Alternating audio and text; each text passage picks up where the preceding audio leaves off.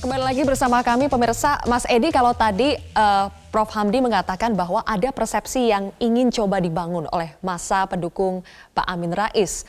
Apakah termasuk persepsi untuk pengalihan isu dengan Pak Amin Rais yang mengatakan bahwa seharusnya Presiden ini mencopot Jenderal Tito Karnavian atas kasus buku merah? Kenapa itu diungkit pada saat sebelum masuk ke ruang pemeriksaan? Terus terang saya tidak mengetahui bahwa ada pernyataan tersebut sampai tadi saya membacanya sendiri di media online ya.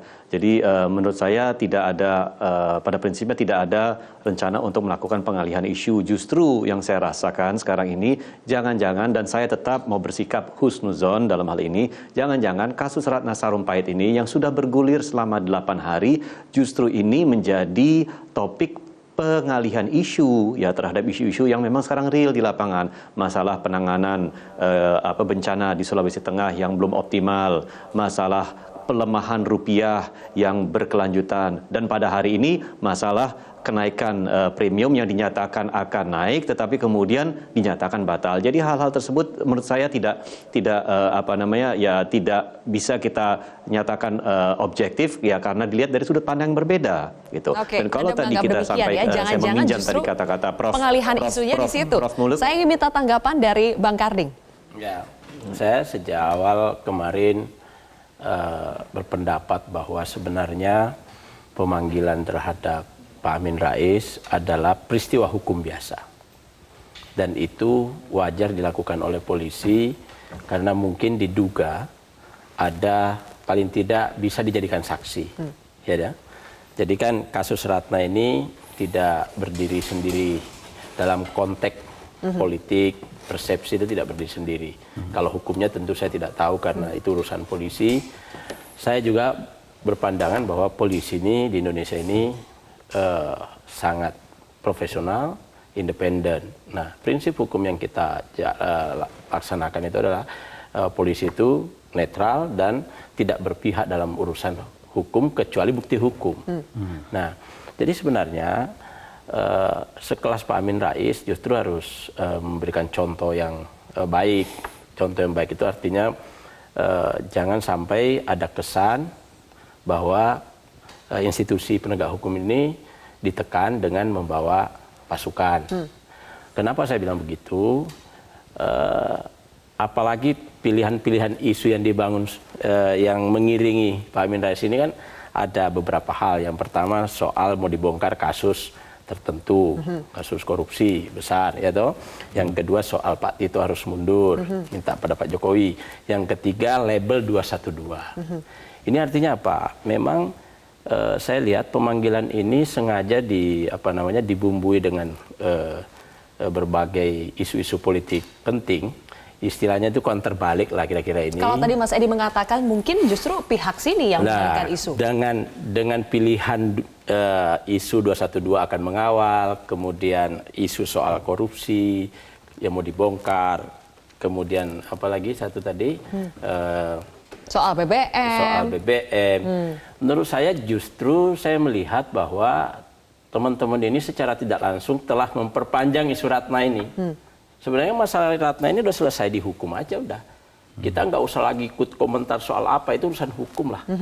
Karena itu maksudnya juga tidak perlu juga itu juga kewajiban moral kita. Iya, itu juga kewajiban moral kita. Ngapain kita menanggapi, bukan bidang kita kok. Oke. Kalau dia kemudian jadi ditanggapi mau tidak ditanggapi karena isunya soal 212, apalagi orasinya di sana ada soal khilafah, ya kan? Silakan ditanggapi Mas Edi. Jadi menurut saya apa yang terjadi justru kami sedih. Saya ini orang Palu Pak Edi, orang Donggala yang gara-gara hoax inilah perhatian kita jadi agak berkurang. Tapi kalau komitmen soal penanganan bencana belum pernah ada dalam sejarah Pak. Dalam 1 minggu, dalam 4 hari, itu Presiden 2 kali datang. Itu kalau nggak perhatian yang luar biasa, saya kira nggak bisa. Ya, terima kasih Bang Karding. Sekedar untuk mengingatkan bahwa Pak Amin Rais itu adalah Ketua Dewan Pembina Persaudaraan Alumni 212. Jadi tentu saya kira secara alamiah teman-teman dari PA 212 datang untuk memberikan moral support kepada beliau dalam hal ini. Bahkan kami sudah menegaskan tidak saja kepada PA 212 tetapi juga kepada teman-teman dari Muhammadiyah maupun dari teman-teman dari Partai Amanat Nasional untuk tidak datang dari luar daerah. Justru kami cegah supaya tidak terjadi persepsi bahwa adanya penggalangan massa untuk itu. Kami justru cegah, secara intensif kami cegah hal tersebut. Nah, yang mungkin juga ingin saya tegaskan dalam hal ini bahwa ini memang peristiwa hukum biasa, apa yang disampaikan oleh Bang Karding tadi.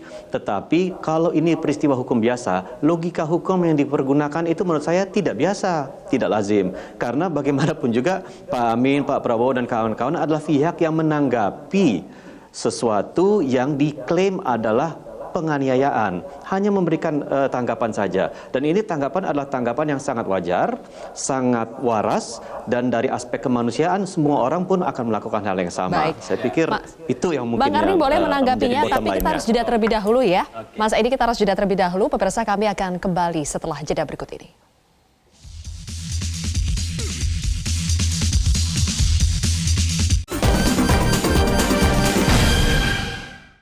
Saya ingin ke Mas Edi terlebih dahulu. Mas Edi sudah bisa mendengar suara saya? Selamat malam.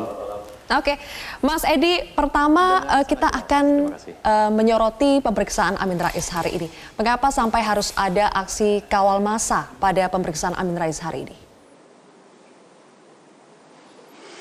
Saya kira itu inisiatif yang dilakukan oleh tidak hanya sekedar kader, baik itu kader PAN maupun kader Muhammadiyah, tetapi juga dari teman-teman saudara-saudara kita dari Aksi Bela Islam 212 ya, dan dari berbagai elemen masyarakat lainnya. Itu sepenuhnya inisiatif dari saudara-saudara kita.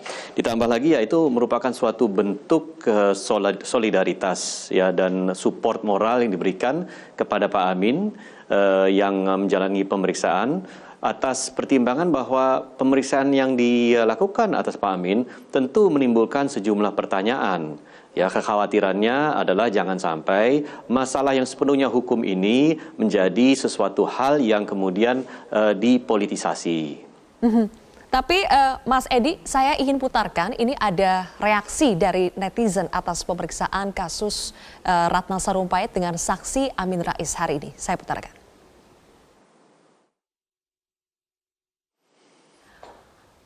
Ini dari salah satu netizen mengatakan, wow, digital record will be here to stay.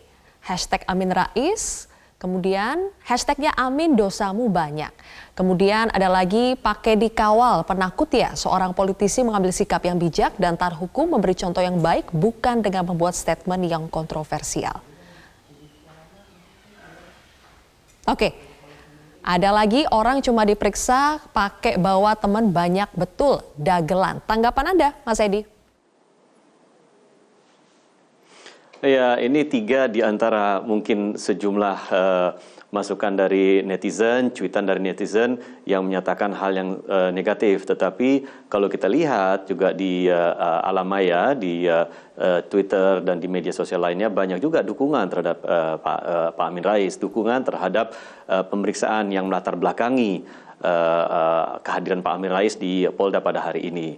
Sungguh kami sesungguhnya tidak pernah merasa bahwa Pak Amin Rais itu mangkir dari pemeriksaan dari awal ya, karena memang ada beberapa hal yang menimbulkan pertanyaan sehingga Pak Amin kemudian menunda pemeriksaannya dan ketika panggilan kedua datang kita memenuhinya. Itu saja sudah banyak cuitan di Twitter yang mengatakan bahwa Pak Amin mangkir, bahwa Pak Amin kemudian bisa dipanggil paksa, bahwa Pak Amin penakut dan lain-lain. Itu saja kami tidak menanggapi. Maksud kami bahwa perbincangan di Twitter, di media sosial itu pasti akan ramai. Ya, Mas tinggal Edi, bagaimana kita menyikapinya. Sepanjang tapi kita bagi merasa PAN bahwa kita pemeriksaan Amin melakukan Rais hari ini biasa saja dan kan toh diperiksa hanya sebagai saksi, atau ini suatu yang serius sih di mata PAN?